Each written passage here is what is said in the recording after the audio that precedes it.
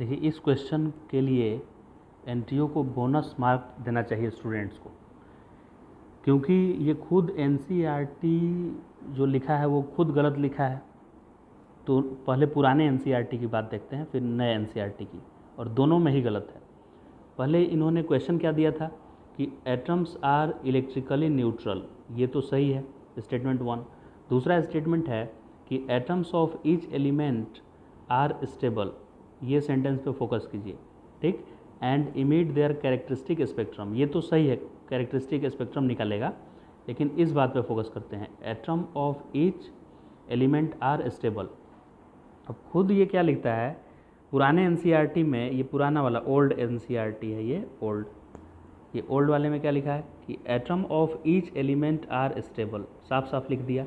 And emit तो करेगा, वो सही बात है, लेकिन इसने बोला यहाँ कि एटम है ईच एलिमेंट का स्टेबल, राइट। अब दूसरे नए एनसीईआरटी में क्या लिखता है ये कि atom of most of the elements are stable.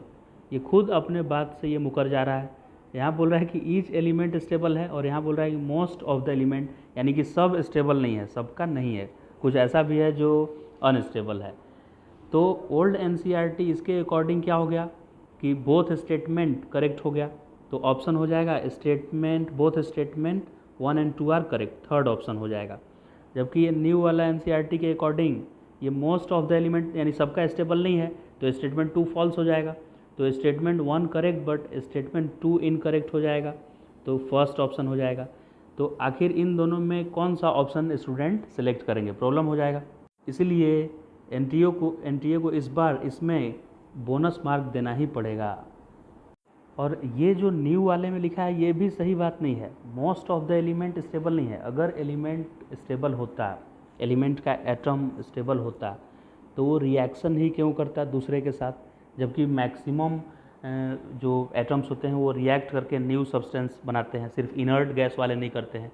तो inert gas most of the element में थोड़े आएगा, इनर्ट गैस का जो एलिमेंट है वो सब, राइट।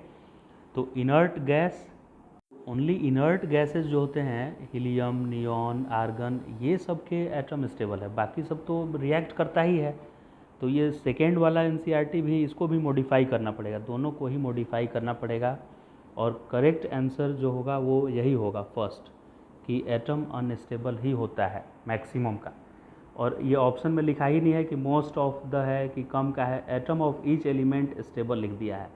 तो ईच एलिमेंट होता ही नहीं है स्टेबल, कुछ स्टेबल होता है और कुछ अनस्टेबल होता है। ये इनर्ट गैस वाला सब स्टेबल होता है और बाकी अनस्टेबल होता है। तो atom of each element stable हुआ क्या, नहीं हुआ, ये गलत हो गया। तो सही आंसर तो फर्स्ट ही है कि स्टेटमेंट 1 करेक्ट है और स्टेटमेंट 2 इनकरेक्ट है। लेकिन एनसीईआरटी, ये दोनों ही एनसीईआरटी को आप फॉलो करेंगे तो इसके अकॉर्डिंग ये भी स्टेटमेंट इसका परफेक्ट नहीं है और फर्स्ट वाला तो इनकरेक्ट है ही।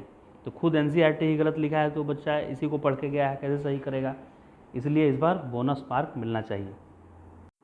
तो सारे बच्चे जो भी इस वीडियो को देख रहे हैं, ज़्यादा से ज़्यादा ये शेयर कीजिए वीडियो को सबके साथ, ताकि ये एनटीए तक बात पहुंच जाए और सबको बोनस मार्क मिले इसमें। ओके।